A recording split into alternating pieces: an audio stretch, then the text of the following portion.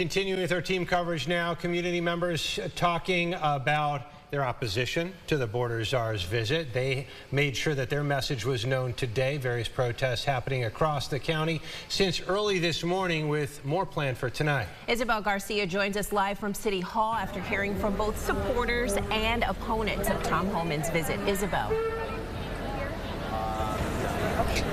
Yes, good evening to both of you. There have been dozens of community and grassroots organizations all throughout the day across Monroe County organizing and protesting.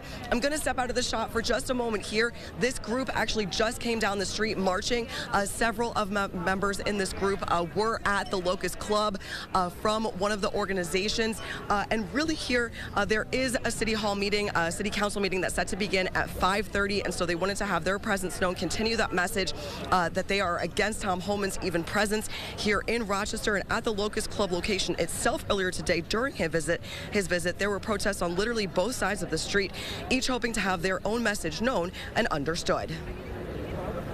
Amid the arrival and meeting by President Trump's Border Czar Tom Homan at the Locust Club Tuesday, folks on both sides of Lexington Ave, each with their own message.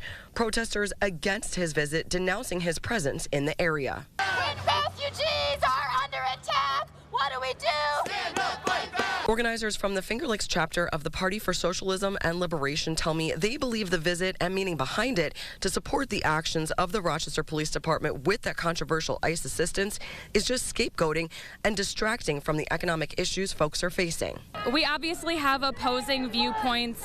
I think that if they listen to our messaging, they would realize that we actually are for people's rights and not just blind faith in the police as an institution.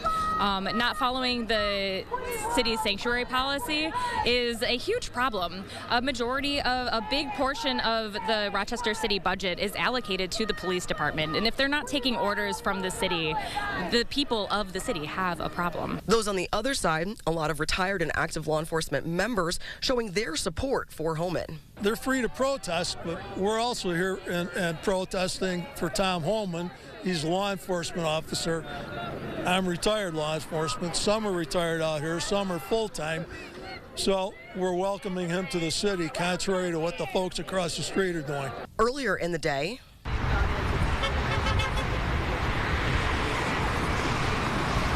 community members from various grassroots organizations supporting immigrants, refugees, and asylees hanging banners, holding signs, waving, and chanting near the interstate overpass.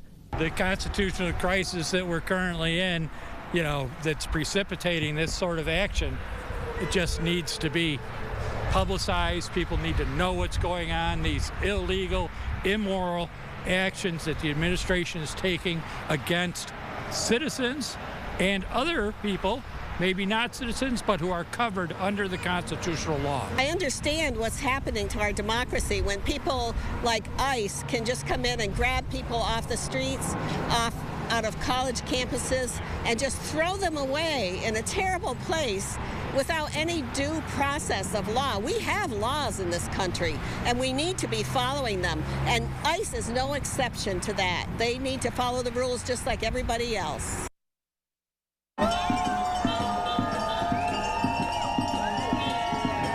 And once again, this protest is growing outside of City Hall. There were about 50 people here just a few minutes ago, but that has definitely since grown within the last 5 to 10 minutes. Many signs saying that being an immigrant is loving your neighbor.